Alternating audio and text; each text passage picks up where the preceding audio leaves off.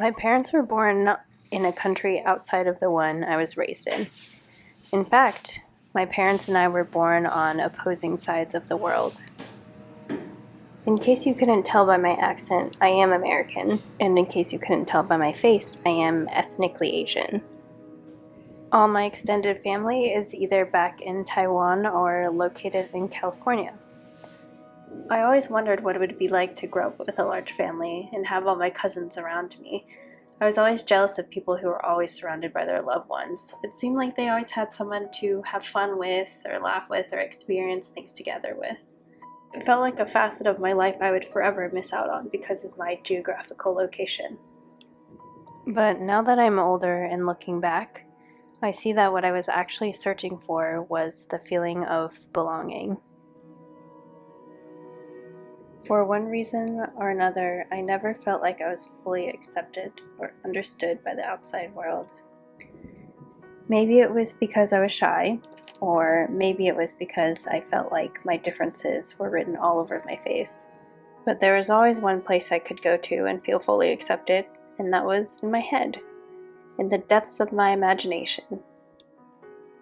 I absolutely love to lose myself in a good story. Stories are not bound visually or geographically. You could animate in your mind however you pleased, and you could transport yourself wherever you wanted to go. So I would use stories as my way to safely experience the world, experience how expansive it could be, and how many different backgrounds you could have, even within the same culture. I would read stories of other children growing up in the US, and I would wonder how many of my peers had similar experiences. And I'd invest myself deep into the networks of all of these characters. A close bond with a peer, a cool family member to show them the ways of the world, or even just a loyal pet friend. I would also constantly ask my mom to tell me stories that she read growing up, where a lot of the characters looked like me. I would listen to her stories about her childhood in Taiwan, running around with her friends in the fields, and dissecting frogs in the streams. And equally memorably, she would tell me stories about my extended family.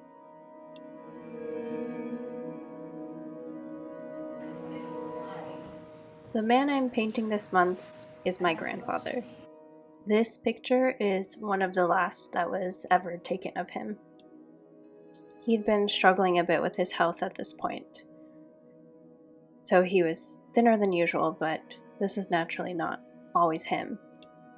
Just like everyone, at one point he was just a child. But his childhood looked incredibly different from mine.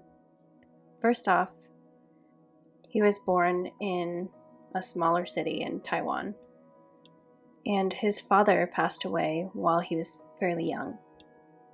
For whatever reason, he was unable to follow his mother into her second marriage, so he ended up growing up on the couches of relatives. But luckily, his relatives were zoned in good educational systems, so he was eventually able to study himself into one of the best colleges in Taiwan.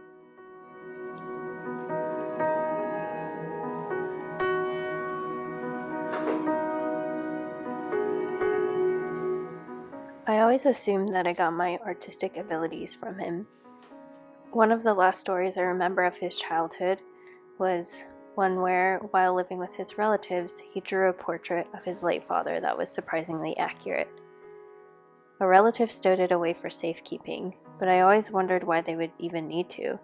I wondered if my grandfather wanted that portrait of his father with him, if he missed his father deeply at the time. Throughout my grandfather's life, he practiced a traditional Chinese painting technique called Maobi, similar to watercolor in style. We had a few of his paintings at my parents' house. There is one of a crane that always hung in our hallway, and we have another of 4 koi fish in a pond, one fish representing each member of my family.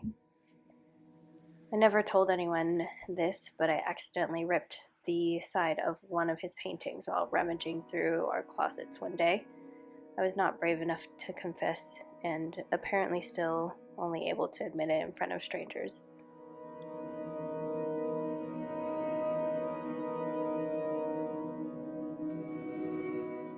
The stories I hear of him pin him as a solitary but creative man. Solitary in that I was told occasionally my mother would come home to find him alone in the dark, eating his favorite snack, savoring the taste and, I'm sure, the silence. He was creative in the sense that he would come home from business trips in Japan, inspired by some special instant noodles that he saw, and attempt to prototype in the kitchen. He'd invent toys that taught children concepts around fix and repair. But these stories are just bits and pieces, fragments that happen to survive throughout the years. And just like his portrait I'm painting, it is hard to see the full picture without all of the pieces in place.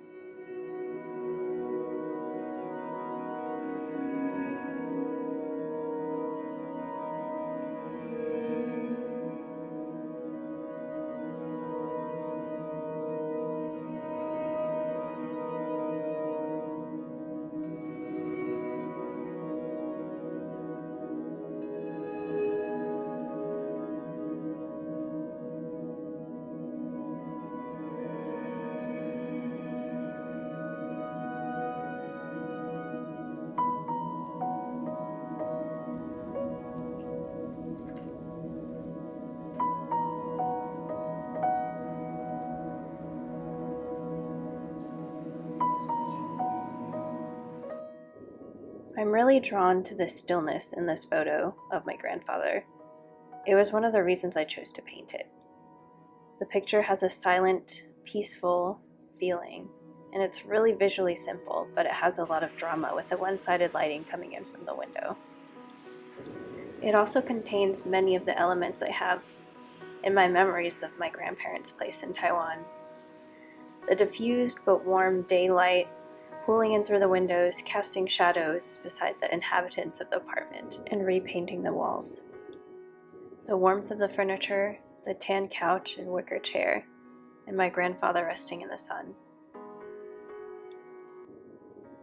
It's been a long time since I've seen him, and honestly, a lot of my memories of him are pretty fuzzy. I mostly remember a quiet man who enjoyed calling me Lo Nung as a play on my English name, and it happens to mean boiled egg in Taiwanese. When my grandfather passed, I wasn't sure what to feel. I was sad for my mom, and I felt sad, but it was for the departure of a man who I felt connected to, but I fundamentally did not know. Almost strangers who are profoundly and irreversibly linked. We were separated by distance, but tied by blood, and when hearing stories about him, I naturally tally what parts of him I carried on. I see familiarity in my love for creative knacks, inventing random trinkets as I grew, creating jewelry, making clothing, or other random items. This man lives on in stories, and throughout my life, these stories have made me feel less alone. I don't believe that if I had grown up in a community of people who quote unquote looked like me, that I was guaranteed a sense of belonging. I now see misunderstanding or being misunderstood as a part of life. No one will know all of you. No one will ever know all of you. You don't need a cultural barrier to feel disconnected, and you don't need a language barrier to be misunderstood. But may I recommend that if and when you feel alienated to particular extremes, to try a good story. Past events don't necessarily need to define you, but they sure do explain a lot.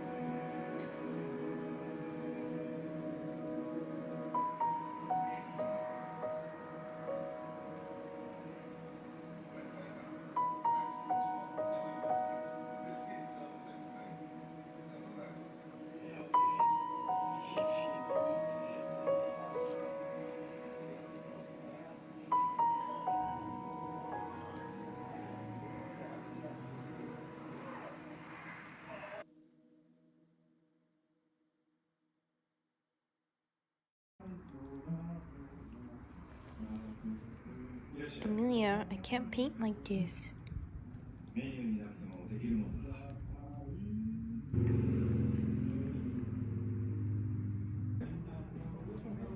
Just press the button with the red circle. No, I'm an idiot. I'm just kidding, I am.